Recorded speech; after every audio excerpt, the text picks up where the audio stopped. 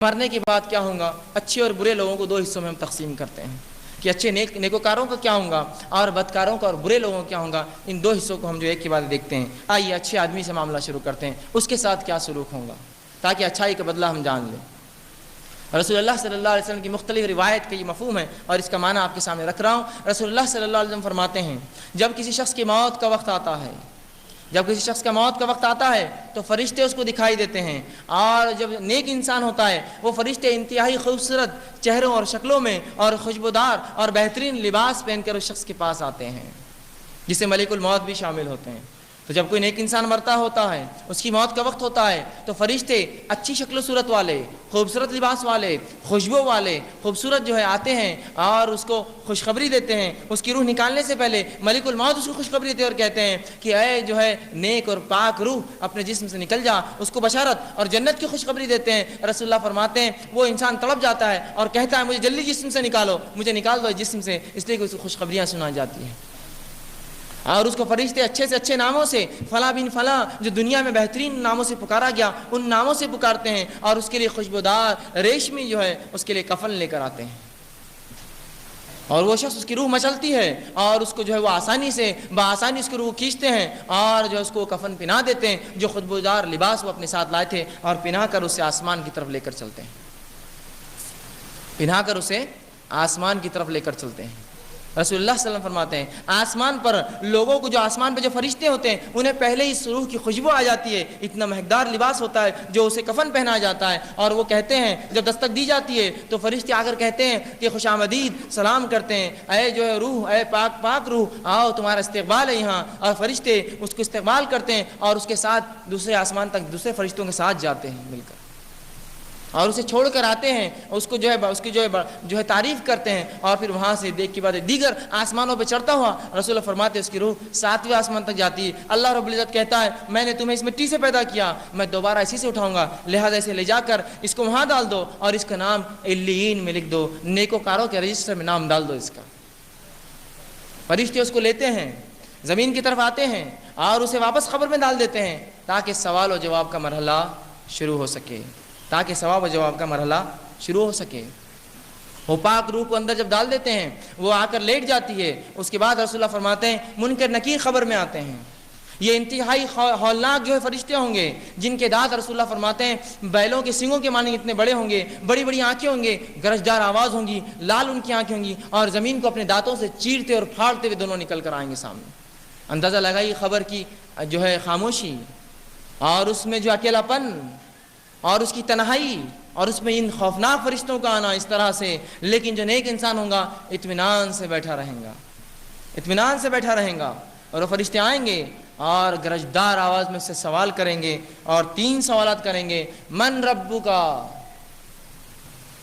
تیرا رب کون ہے، تیرا رب کون ہے، سوال ہوگا۔ دوسرا سوال کریں گے من نبیک، تیرا نبی کون ہے، تیرا نبی کون تھا یا کون ہے، اور اس کے بعد تیسرا سوال کریں گے، وہ فرماتے رسول اللہ ما دینو کا، تیرا دین کیا تھا۔ یہ 3 سوالات وہ کریں گے۔ یہ شخص جو نیکوکار ہوگا اطمینان سے بیٹھیں گا اور آرام سے ایک کے بعد ایک دیگر تینوں کے جواب دیں گا۔ رسول اللہ فرماتے ہیں بیچ میں سے سورج غروب کرتا ہوا خبر میں دکھایا جائے گا۔ جب اس خبر کو سورج غروب ہوتا ہوا دیکھیں گا، فرشتوں سے کہیں گا اے فرشتوں تھوڑی سی مہلت دے دو، نماز پڑھ لیتا ہوں۔ پھر اسے خیال آئے گا یہ نماز پڑھنے کی جگہ نہیں خبر، تو پھر کہیں گا اچھا پوچھو آگے، اور فرشتے سوالات کریں گے اور وہ ایک کے بعد دیگر تینوں کا حسب معمول بہترین جواب دے دیں گا میرا رب اللہ ہے، میرا نبی محمد صلی اللہ علیہ وسلم ہے، اور میرا دین اسلام ہے۔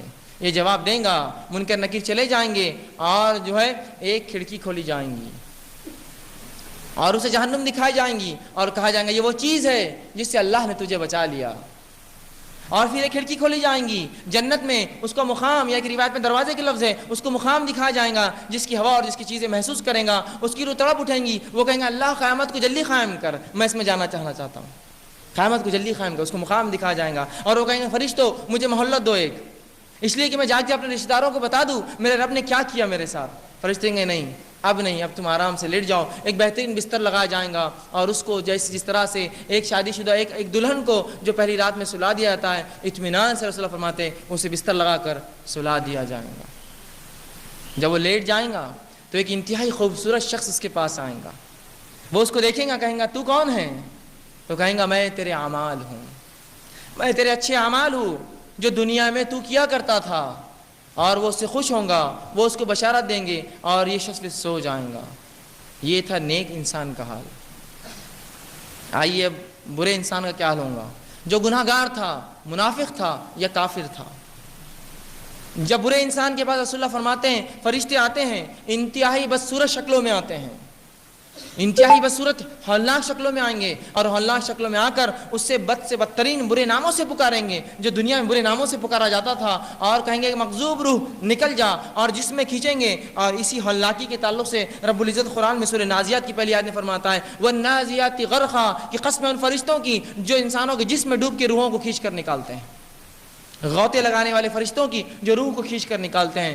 تو رسول اللہ قرآن فرما رہا ہے کہ ان لوگوں کے فرشتے جب آئیں گے ان کی روحیں اندر گھسیں گی, چونکہ بدبودار یہ لباس لے کر آیا جائیں گا کفن اس کے لیے جس کی انتہائی بدبودار جو ہے حالات ہوں گی, اور یہ فرشتے ہولناک صورتوں میں آئیں گے اور کہیں گے مغزور نکل, اس کی روح جسم میں گھسیں گی. فرشتے غوطے لگا لگا کر اس کی روح کو جسم سے نکالیں گے, وہ تکلیف اور طلب کے ساتھ اس کی روح باہر آئیں گے, اس لیے کہ اسے جو ہے جہنم کی خوشخبری دے دی جائیں گی, جہنم کی خبر دے دی جائیں گی, تیرا مقام ہوا ہے. وہ نکلنا نہ چاہیں گی اور جسم میں گھسیں گی, اس کو پکڑ کر اور فرشتے کھینچ کر باہر نکالیں گے اور انتہائی بدبودار لباس میں لپٹیں گے اور آسمان کی طرف لے جائیں گے. جب پہلے آسمان پہ پہنچیں گا فرشتے آسمان کی کہیں گے کون مغضوب, جو روح اللہ کا غضب جس پر وہ آئی ہے. فرشتے کہیں گے فلاں بن فلاں, برے سے برے ناموں سے پکارا جائیں گا. فرشتے کہیں گے اس کے لیے کوئی دروازہ نہیں کھلے گا, آسمان کا اس کے لیے کوئی دروازہ نہیں کھلے گا. رسول اللہ فرماتے وہ پہلے آسمان سے زمین پر پھینک دیا جائے گا, نیچے اپنے قبر میں کہا جائے گا پھینک دو اسے چھوڑ دیا جائے گا. وہ پہلے آسمان سے آ کے زمین میں اپنی قبر میں گرے گا, اور منکر نکیر اسی ہولناکی کے ساتھ اس کے پاس آئیں گے اور 3 سوال کریں گے. اور وہی سوال من ربو کا, تیرا رب کون تھا؟ مومن آسانی سے جواب دے دیں گا. کافر کہیں گا میں نہیں جانتا کہ میرا رب کون تھا. اور منافق کہیں گا لوگ کہتے تھے میرا رب اللہ ہے. تو منافق اسلام میں آ کر دھوکہ دیتا ہے نا مسلمان, وہ کہیں گا لوگ کہتے تھے میرا رب اللہ ہے. اور ایک کافر کہیں گا میں نہیں جانتا میرا رب کون ہے. دوسرا سوال ہوگا من نبیو کا, تیرا نبی کون ہے؟ کافر کہیں گا میں نہیں جانتا. منافق کہیں گا لوگ کہتے تھے میرا نبی محمد صلی اللہ علیہ وسلم ہے. اس کو بتایا جائے گا, وہ کہیں گا لوگ کہتے تھے محمد صلی اللہ علیہ وسلم میرا نبی ہے. اور اس طرح سے وہ تینوں سوالات کے جواب نہیں دے پائیں گا. اور اس کے بعد ایک کھڑکی کھولی جائیں گی جس میں جنت بتائی جائیں گی. کہا جائے گا یہ وہ چیز ہے جس سے تو محروم رہا, یہ وہ چیز ہے جس سے تو محروم رہا. اور پھر جہنم کی کھڑکی اور دروازہ کھولا جائے گا اور اسے اس کا مقام بتایا جائے گا, یہ وہ ہے جو تجھے ملے گا. وہ کہیں گا اللہ قیامت تو کبھی قائم نہ کر, قیامت تو کبھی قائم نہ کر. چونکہ وہ ڈریں گا تو وہ کہیں گا اللہ قیامت تو کبھی قائم نہ کر, کبھی واقع نہ کر. اور اس کے بعد وہ التجا تو کریں گا موت کی وجہ, جس کا تفصیلات آ چکی ہے. اس کے بعد جو ہے اسے ایک آنکھ کے بستر پہ لٹا دیا جائے گا اور وہ شدید تکلیف میں ہوں گا. اور رسول اللہ فرماتے ہیں پھر ایک انتہائی گھٹیا شکل میں بدترین صورت میں ایک شخص آئے گا. وہ پوچھیں گا ہے افسوس تجھ پر, تو کون ہے؟ وہ کہیں گا میں تیرے برے اعمال ہوں, میں تیرے برے اعمال ہوں. آئیے جن اعمال کو ہم نے آسانی سے چھوٹا سمجھ کے چھوڑ دیا, یہ وہ ساتھی ہے جس کو رسول اللہ صلی اللہ علیہ وسلم فرماتے ہیں 3 ساتھی ہے, 3 دوست ہے. ایک ساتھی وہ ہے جو مرتے ہی ساتھ چھوڑ دیتا ہے, دوسرا ساتھی وہ ہے جو قبرستان تک ساتھ آتا ہے, اور تیسرا وہ ہے جو قبر میں ساتھ آئے گا. اور رسول اللہ صلی اللہ علیہ وسلم فرماتے ہیں پہلا ساتھی وہ ہے جو مال ہے مرتے ہی چھوٹ جاتا ہے, رشتے دار جھگڑا کرتے ہیں اس پر اور تماشے چلتے ہیں, مرتے ہی چھوٹتا ہے. کوئی بینک بیلنس, کوئی شیئرز, کوئی سونا اور چاندی کسی میت کے ساتھ دفنایا نہیں جاتا ہے, مرتے ہی ساتھ چھوڑتا ہے. اور یہ ساتھی جو سب سے بے وفا ہے, اس کے لیے سب کچھ کرتے ہیں ہم آج, سب سے بے وفا یاد رکھیے, مرتے ہی ساتھ چھوڑ دیتا ہے. مال. اور یہ کیسا بے وفا ساتھی ہے کہ اگر کوئی شخص مر جائے اور اگر ایک ہاتھ میں ادنا سی چاندی کی انگوٹھی بھی رہ جائے تو کوئی اس کو نکالے بغیر نہیں چھوڑتا ہے, اس لیے کہ یہ مال ہے. کیسا چھوڑیں گے, وہ اب کیا کریں گے اس کے ساتھ؟ اگر کوئی قبر کے اندر مٹی ڈال رہا ہو اور اگر ایک سکہ گر جائے 5 روپے کا ہی صحیح, وہ ہوتا ہے رک جائیے پہلے نکالنے دیجیے, مال میرا جا رہا ہے. یہ وہ ساتھی ہے جو ساتھ نہیں آتا, یاد رکھیے. بلکہ مرنے کے بعد بھی کچھ لوگ جسموں پہ سے چراتے ہیں ان چیزوں کو جو لوگ پہنے ہوئے ہوتے ہیں, تو یہ مال اتنا بے وفا ہے، یاد رکھیے. اور اس کے لیے اسلام، شریعت، دین، اللہ، رسول سب کو ہم نے بالائے طاق رکھ دیا. یہ مال ہے نام کو، باقی سب دیکھا جائے گا، حلال اور حرام، اچھا اور برا، قرآن اور شریعت جانے دیجئے. مال اصل ہے. یہ سب سے بے وفا ساتھی، یاد رکھ لیجیے، سب سے بے وفا ساتھی. دوسرا ساتھی قبرستان تک ساتھ آتا ہے، یہ رشتہ دار ہے. کیا کسی رشتہ دار کو آپ نے میت کے ساتھ خود دفن ہوتے ہوئے دیکھا؟ میں بھی ساتھ چلا جاؤں گا؟ نہیں، کوئی نہیں آتا ہے ساتھ. رشتہ دار ہے جو دفنانے کے لیے قبرستان آتے ہیں، آپ کو دفنا کر نکل جاتے ہیں. یہ دوسرا ساتھی ہے. اور یہ وہ ساتھی ہے جو صرف قبرستان تک آتا ہے، یہ بھی بے وفا ہے. لیکن اس رشتہ دار کے لیے کیا کچھ نہیں کرتے. بیوی اور بچوں کے لیے حرام اور حلال کی تمیز چھوڑ دی. رشتہ داروں کے لیے دین کو بالائے طاق رکھ دیا. دادی، پھوپھی، نانی، چاچی، چاچا، ماموں، دادا بول رہے تھے یہ مت کرو، دین کو بالائے طاق رکھا، ان کی بات مانی. یہی رشتہ دار تھے نا، دفنا کر آ جاتے ہیں. ان کے لیے دین چھوڑتا ہے نا، ان کے لیے جو ہے احساس کمتری ملوث ہوتا ہے. فلاں یہ کہہ رہے ہیں دین اور شریعت پہ عمل نہیں کروں گا، یہ چھوڑ کے قبرستان میں ڈال کے آئیں گے. کوئی ساتھ نہیں آئیں گا سوال و جواب کے اندر. مجھے اپنے جواب دینا ہے، آپ کو اپنے دینا. یہ ساتھی دوسرا ہے جس کے لیے ہم سب کچھ کر رہے ہیں، یہ بھی بے وفا ہے. تیسرا ساتھی جو سب سے وفادار ہے، جو دنیا میں ساتھ ہوں گا، قبر میں ساتھ آئیں گا، آخرت میں ساتھ آئیں گا، وہ اعمال ہے. اس کو ہم نے اپنا دشمن سمجھ لیا ہے.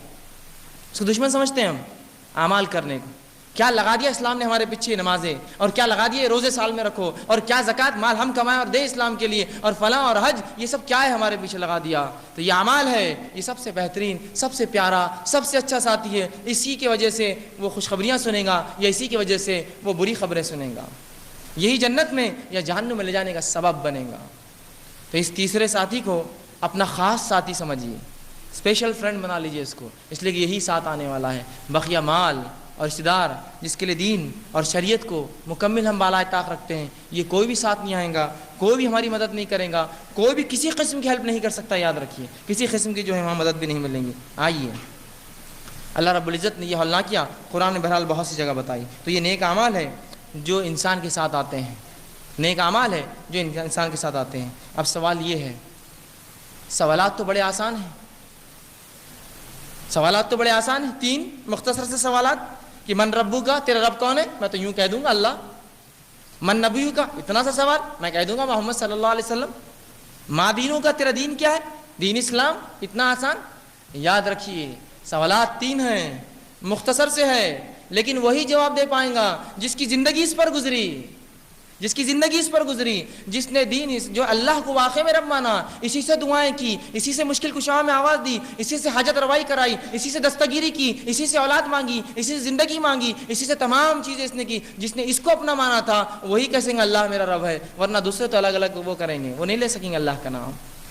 جس نے واقعی میں اللہ کے لیے سب کچھ کیا وہی کہہ سکیں گا میرا رب اللہ ہے. جواب آسان دکھتا ہے، اللہ اتنا تو کہنا ہے، لیکن جواب منہ سے نہیں نکلے گا. وہ خبر کی اللہ کی اور فرشتوں کا وہ عالم، انسان جواب نہیں دے پائیں گا. اور انسان یاد رکھیے جو عمل کرتا ہے وہی کہتا ہے. واقعات آپ سنتے ہیں بہت سے لوگوں کی موت کا وقت آ گیا اور گانے گا رہے ہیں، کہا جا رہا ہے کلمہ پڑھو، نہیں آتا ہے منہ پر. زندگی میں جو عمل کیا وہی ہونے والا ہے. یاد رکھیے وہی ہونے والا ہے. زندگی بھر گانے گائے، گانے نکلیں گے موت کے وقت. اور رسول اللہ فرماتا ہے جس حالت میں انسان مرتا ہے اسی حالت میں اٹھایا جائے گا. نماز کی حالت میں مرا، نمازی اٹھایا جائے گا. طواف کی حالت میں مرا، طواف میں اٹھایا جائے گا. اللہ کی راہ میں مارا گیا، اسی حالت میں اٹھایا جائے گا. جس حالت میں مرتا ہے اس حالت میں اٹھایا جاتا ہے. تو جس نے واقعی میں اللہ کو رب مانا، اس کے ساتھ شریک نہیں کیا، وہی کہہ پائیں گا ربی اللہ، میرا رب اللہ، باقی نہیں کوئی. آسان نہیں ہے. یاد رکھیے. دوسرا سوال، من نبیوں کا، تیرا نبی کون ہے؟ میں تو آسانی سے کہہ دوں محمد صلی اللہ. نہیں، یہ جواب صرف وہ دے پائیں گا جس نے واقعی میں اپنی زندگی رسول اللہ صلی اللہ علیہ وسلم کی سنت، آپ کے طریقے، آپ کی اتباع پہ گزاری ہے. وہی کہہ سکیں گے محمد رسول اللہ صلی اللہ علیہ وسلم میرے نبی ہے. باقی لوگوں کے منہ سے الفاظ ہی نہیں نکلیں گے. یا تو ہاں لا ادری، مجھے نہیں پتا یہ کہیں گا، یا کہیں گا لوگ کہتے تھے کہ محمد صلی اللہ علیہ وسلم میرے نبی ہے.